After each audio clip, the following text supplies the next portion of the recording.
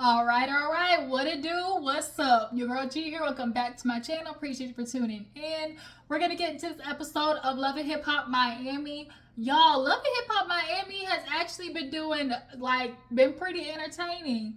I will say that Love and Hip Hop Atlanta and Love and Hip Hop Miami definitely are delivering, or is it just me? I feel like we're getting some really good conversation pieces.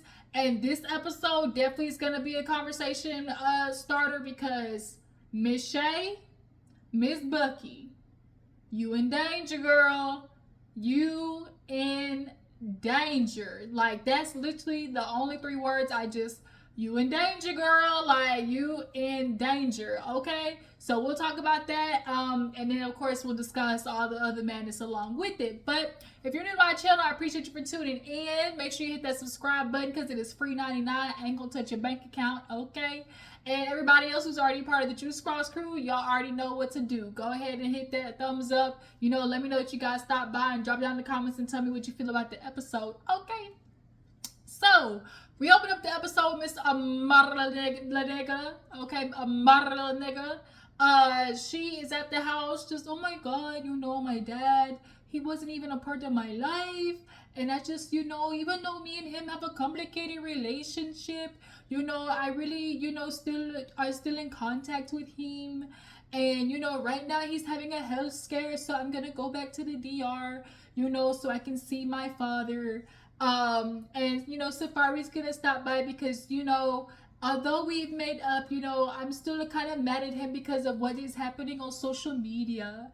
And we all know Safaree loves using social media as a way to just ignite a little bit of something. And he definitely uses it to ignite all the women that he's in relationships with. He knows social media is a tool that can be very passive aggressive. And he does it. So, Safaree pulls up, checks in on Lamara, La Negra, and, they walk upstairs and he's like, how you doing? Checking in, and she's just upset because obviously we know that her and her dad haven't had a good relationship. He popped up last time when he was sick and on his deathbed. As per usual, what these niggas do, they be on their deathbed and all of a sudden want to start trying to make right with their kids and stuff like that, because they trying to get to the promised land. They don't want to get to them pearly gates, and then God look at them like, you see this mess right here? You see those individuals, that were born, your seedlings. If I were to play a replay on their life, you think that would be something that you would be proud of? Is it real godly like? Because a lot of these men love trying to preach to their women, oh, godly this, godly that. I'm a Christian man. You follow me by faith. I'm the man of the Lord. And their actions definitely be contradictory. Okay? Y'all's actions definitely ain't one of those that the Lord would be proud of. So, yeah, he was sick and he came running back to find La Negra. And so now he is sick again with a health scare, and Safaree, is checking in on her, and she's just like, this is hard for me. I'm just. Then she starts kind of getting into like how she basically is like feeling like she's repeating the patterns, and unfortunately, like you are. That's why it's literally called generational trauma. You repeat the pattern when you decide not to heal yourself.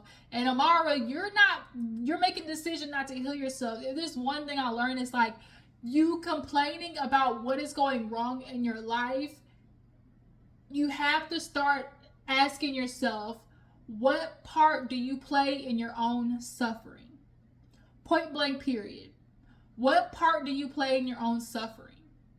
And for Amara, the part that you play in your own suffering is all these men that you're talking about that were doing you dirty, is the fact that you keep picking them, right? And yes, you're picking them based on your childhood and all of these things, but you have to recognize that and then change the behavior. You're not changing the behavior. But nonetheless, she kind of goes into this spiel of, oh, like I'm doing the same thing as my mom, being a strong woman, taking care of my kids, and think like, oh, it's just like I'm a strong and powerful woman. But she's like, no, this feels like trash. And I kind of appreciate the vulnerable moment where she was like, oh, yeah, wearing this badge of like, oh, I'm strong and doing it on my own. And it's like, no, this shit really is hard. No, this really is for the birds sometimes. Like, this is not meant for one person to do on their own.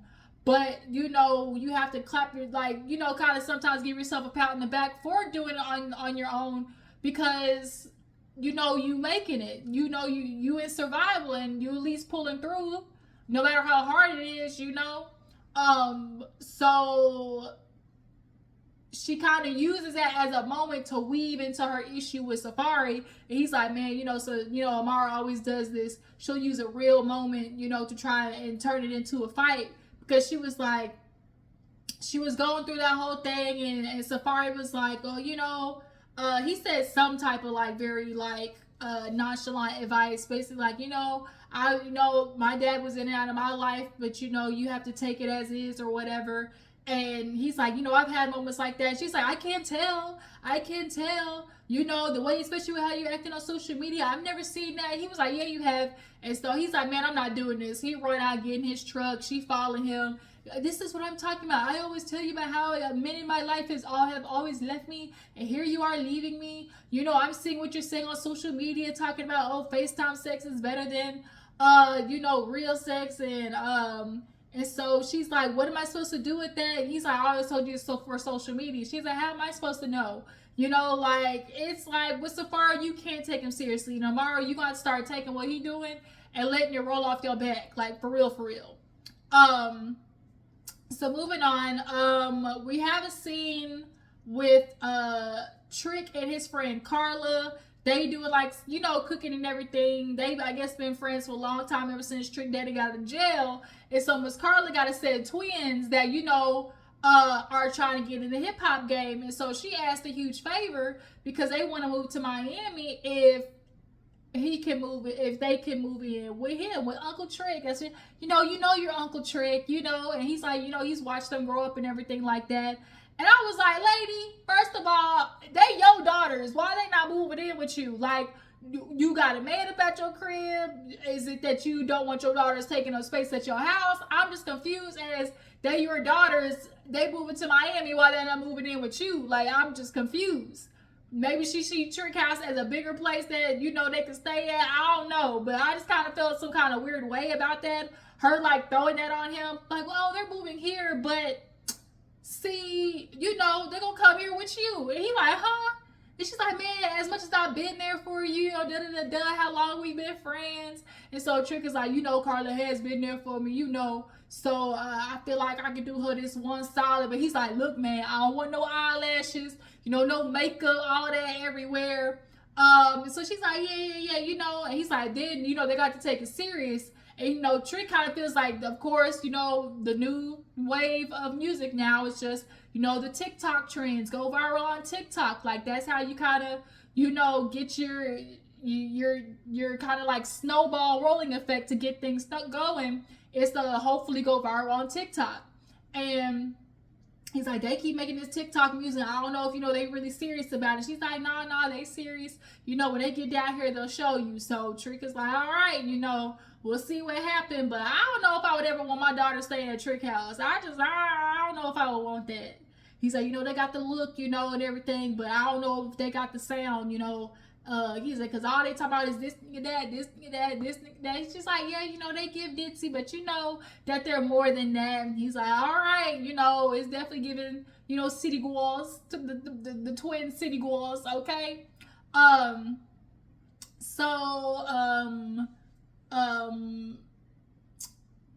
Which one came first?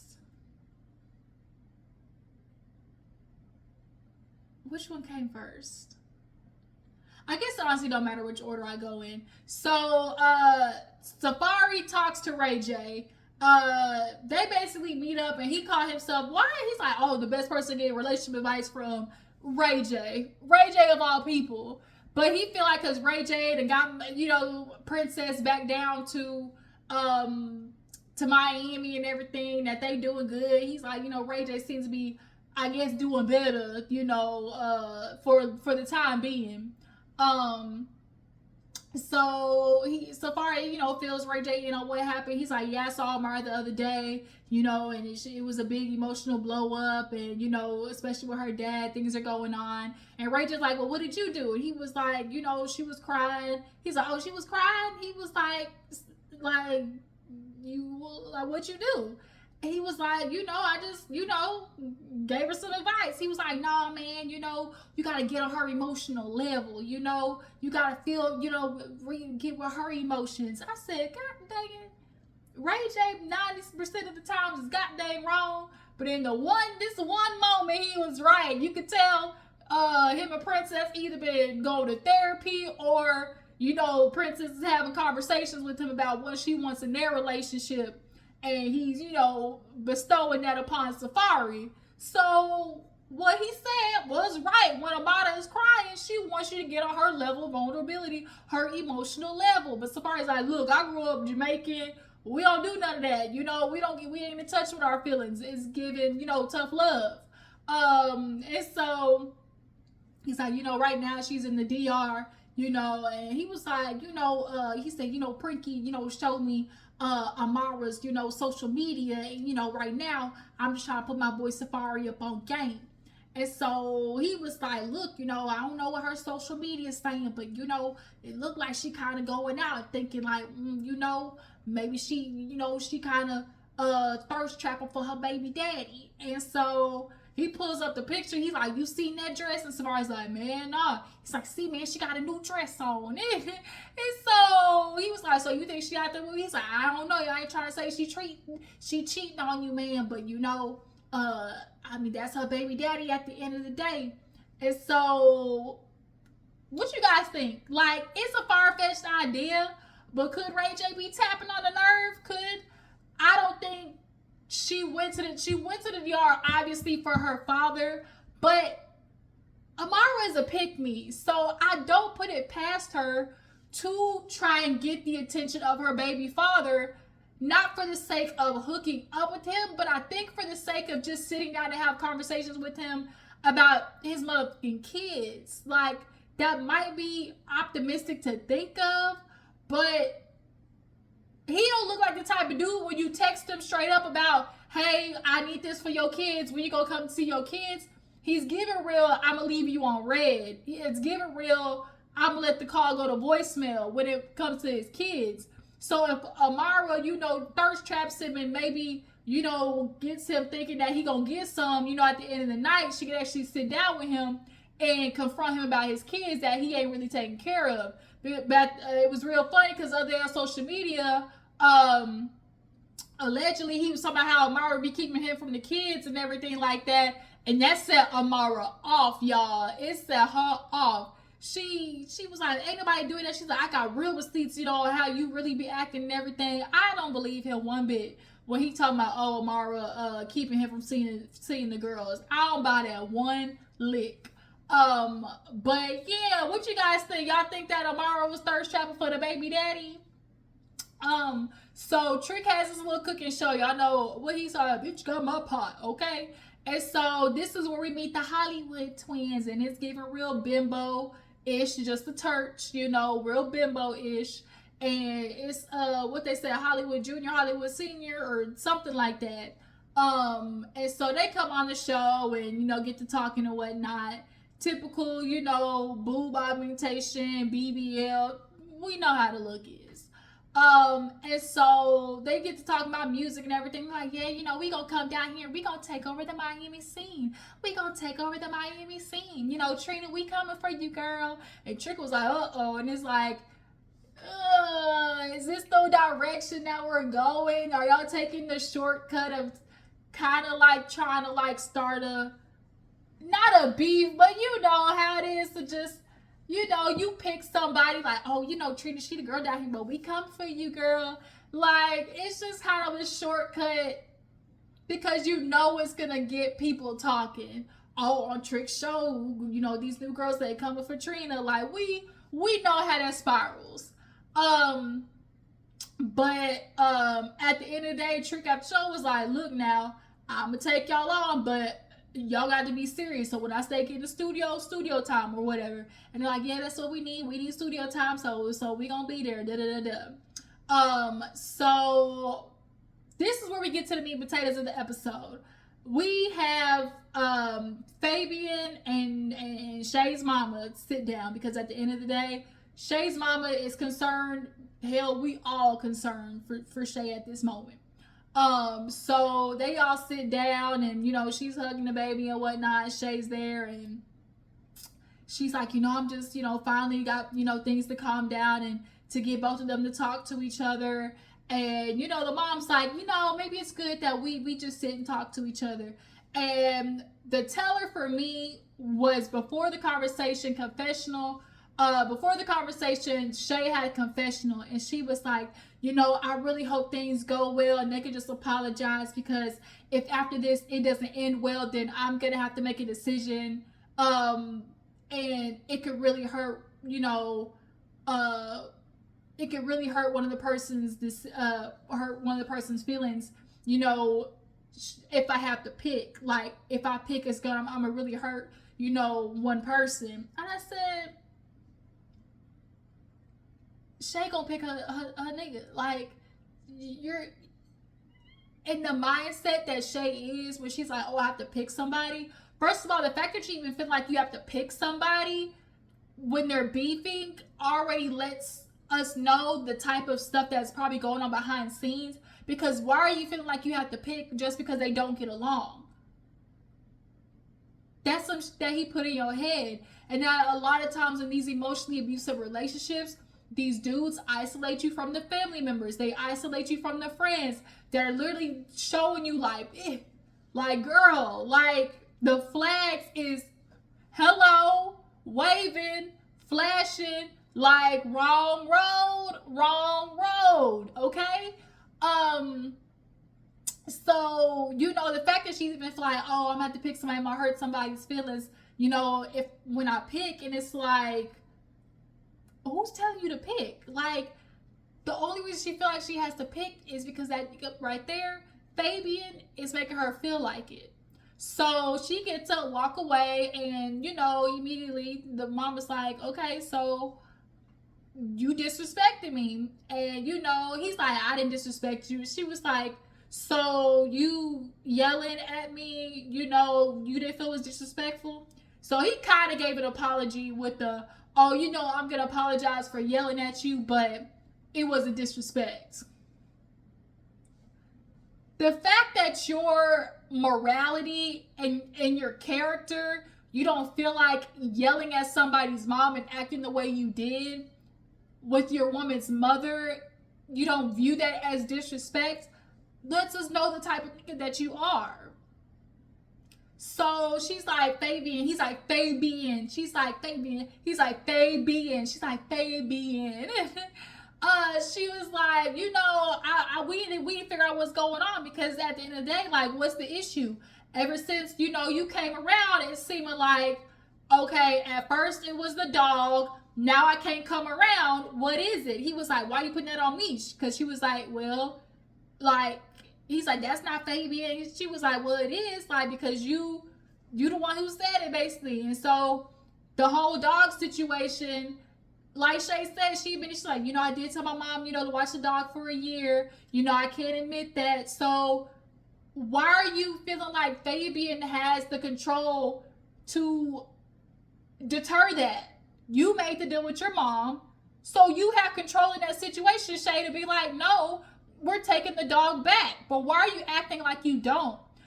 It's very obvious she's doing everything to appease this man now that he's down here with her, because he's been down there. She's been separate from him, and she views him finally coming to Miami as a win. Oh, he's with me. We're finally in the same house. I got my little family, because, like she told him, we've always had this dream of, having a family. She finally has this, fake fairy tale in her head, somewhat feeling real, and she's living in Delulu, but, to her, she's got the fake fairy tale going on. And so it's like, this man feeling like he can just come in and start making demands. No, the dog ain't coming back. First of all, who do you think you are? Because if we really want to get real, are you paying on this apartment? I bet he ain't paying on shit down there in Miami, but want to make demands. And Shay's mom was right. She was like, ain't nothing changed, but like everything was good. And then you came down here and now I can't see my daughter. And she was in the confessional like, I am worried because at the end of the day, like, it's in situations like this where, space is not a good thing. Like, she's like, my daughter, I just want the best for her. And it just seems that Fabian, he don't want me around, and we all know what those typically are the signs of. So, she's like, well, let's change something. Let's get to the issue. Like, okay, what did she say? How did she say it?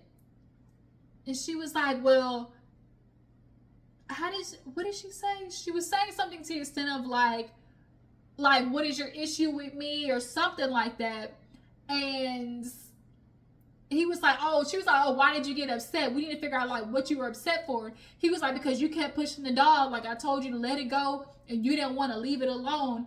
And he's like, then she was like, no, that's not how it happened first. And he's like, but then, your son came in the way. And she was like trying to stop him from speaking. He was like, it's my turn to speak. It's my turn to speak. And she was like, whoa, wait a minute. Like when he started doing that, it is very clear he doesn't want to solve the issue. He said it. He's like, the book is closed. So she's like, where does this leave? He's like, nowhere. The book is closed. She's like, what does that mean? He's like, we're done. He does not want resolution. He does not want to be good with Shay's mother. There are people in your life sometimes that intentionally create conflict so they have you in their grips.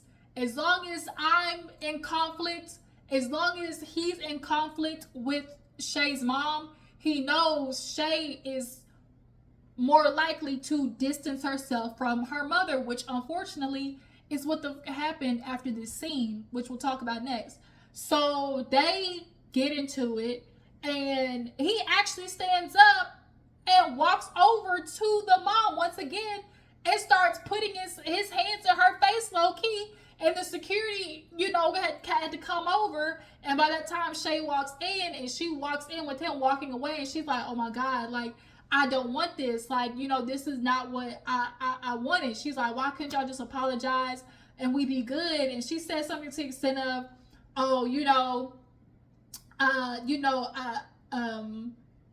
she's like, Fabian, it's clear that he has disrespected my mother, but I don't know what else to do because we're finally getting in a spot. We're finally in a spot where, we're finally in a good space with each other, and I don't want to mess that up, And it's like, what do you mean y'all are finally in the space that we're good and we got what we wanted, and I don't want to mess that up? It sounds like you don't want to hold your nigga accountable because you feel like if you call him out on anything, he's going to run the other way. It's called emotional blackmail, where you feel like you can't say nothing to the man because the last thing you want is his wrath, when the only thing that you want from him is love and affection. When you want love and affection from somebody so bad, you won't call them out of their shit because that ice out is it triggers your abandonment issues.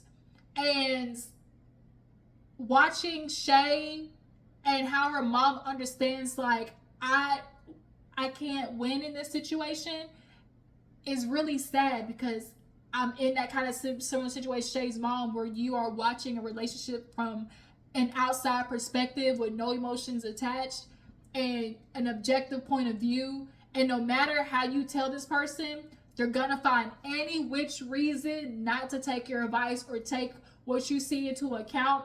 One, because they want to live in their fairy tale. Even though they can see it, they'll find any reason to justify the wrongdoing. And two, the person that they're in the relationship with is gonna tell them, don't listen to them. They don't want to see us together. Don't let you be a single childless friend. Oh no. Oh, she just jealous. That's why she gonna be single and not have a baby, lonely. Oh my God, it's just like madness. So she leaves, and when she says that, and she was like, I just don't know what to do because we just been in a good spot and I don't want to mess that up. Shay, I actually hurt for her. So the mama go to talk to the brother, and she's like, yeah, this ain't good. Like, you know, she started crying and everything, and she just was like so upset because like he said, y'all finally are in a good space. They worked hard to get a good space. And then she revealed, she's like, I got a text message from Shay. And they're like, what did it say? She was basically like, long story short, she basically was like, I need space. Narcissism, abuse 101. When you want to have control over somebody, isolate them. And that's what her mom, she was like, and it's so hard because when she tells me she needs space, it's the last thing that, you know, we need when we're in a position like that. The last thing, because they get so enveloped in that reality when they're not by people who can pull them out of it sometimes, they'll believe like that's real and like it's okay to live in that reality, and it's not. And so now, you know, of course, Emjay, he like, I don't like this. Not only you disrespecting my mama, like you got my sister in an effed up abusive relationship, and I don't like that. And so she starts crying, and I really felt bad because you can tell like it's a lost moment of like, I see my daughter in this horrible situation, but no matter what I say, she takes it. When people are in relationships like that, they take anything you say and look for a reason to be defensive. Like, you don't know him like I do. There's these good parts that you don't see. It's not all bad. You know, she immediately is going to feel defensive because also part of people feel like that they would never allow themselves to be in a, you know, predicament like that. But deep down, you really are. Like, you have to admit on your to some level that you're really accepting that type of behavior. And then for her to have a daughter, it's just like, no, like Shay, like when she started crying, I felt so bad for the mom because like I know that feeling where it's just kind of like you want to help, but like they have to help themselves. So we get to the end of the episode. Safaree pull up on Amara, and basically they get to arguing. He, you know, she's like, I don't like this, you know, you trying to basically check me about what's on social media, but you told me not to worry about what's on your social media. And like she's like, that's real ironic. And he's like, oh, you just want to be out there, you know, dying for your baby daddy. And she was like, boy, you know, if I wanted him, I would be with him. You still care about Erica? He's like, well, I'm divorced. She's like, man, you still fucking her. Like, let's not. She's like, you know how many bookings I've messed up because I missed because of you. I told you all my issues about dealing with, you know, being, you know, left and abandoned by men. And here you are doing the same thing. Everybody told me about you. I should have listened. He's like, stop saying that. You know, stop acting like being with me and get you, you know, publicity. And see, that's the thing about Safaree. He views all publicity. Bad publicity is good publicity. No.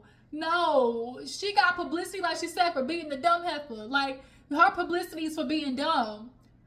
Publicity for her is not good. Yeah, she getting publicity, but it's not good. So just because it works for you, don't mean it worked for Amara. That's why she losing out on shit being with your old dusty, crusty ass, community penis ass. So in this scene, she get to throw in drinks and he walk away. I don't know if this was, you know, of course them, you know, being TV. I also feel a part of it like Amara, she like taking her anger out. Like she got anger issues, for real. And she dealing with a lot of stress and it's coming out, okay? Whether the scene was real or fake, y'all drop down in the comments and let me know if y'all believe like it was them giving TV or if you believe part of it was real. I do think a part of it was real when Amara was like, bruh, like people told me about your ass and I should have listened. And secondly, I told you at the type of men in my life and then here you are doing the same thing. Like, but that's Safaree. Like, the fact that you even thought that he was going to change and be the man to help heal your wounds, girl. Delulu. We got Amara and Shay acting Delulu. But y'all drop down in the comments and tell me what you feel about the episode. How do you guys feel about Fabian? You know, basically, kind of low-key getting Shay to distance herself from the mama. I really wonder what was said for her to send that text message to her mama. That's what oh shit, y'all. I was like, I knew there was a scene I forgot. Y'all, Vonshae and her parents went out to eat to celebrate. Play showed up drunk. So she was like, here, drink this water. And so she's like, I need you to go talk, you know, with my mom. It ain't going nowhere. Basically, Play, and, you know, he's like, I ain't like what you had to say. She's like, it wasn't about you, you know. The thing is, like, we haven't really got to know each other, but I was just writing about her and her graduating, not. And he was like, no, because you talking about my mama, my daddy, you like call her a crazy Jamaican lady, and that really is just projecting. He another one, like, he don't want to be good with the mama, like, he's still salty upon what was in that letter, and I think he partly salty, yeah, because one, she was out of line, but two, a lot of this shit probably triggered him because there was probably a lot of truth in that letter that was written. And you see right now he on a downward spiral, and his sobriety clearly is obviously he off the bandwagon. So what was in that letter, I think, was kind of like a pulling pin to his downfall. Like, nothing's more of a reality check than looking probably at all of your effed up decisions in life down on paper. Okay? So, yeah, Vonshae told him to get it together at the house. Like, bro, like, what's so fun? You over here laughing, but you fighting with my mama. Like, I don't appreciate it. Like, get it together. He told me, woo, I don't, what you want me to do? She like, fix it. Like, bro, you sitting there acting out in front of my mentor, like, and he the one that's got to give me, a recommendation and stuff. Like, what if he pulled that, because of you? Like, hello, fix it. He's like, man, I'm just sorry. I was showed up a little tipsy. No, you were drunk as a skunk.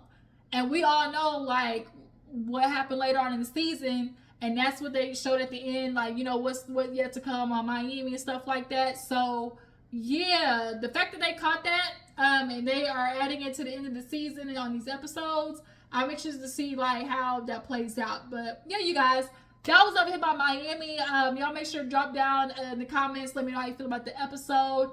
Follow my Instagram and Twitter, and I will catch you later.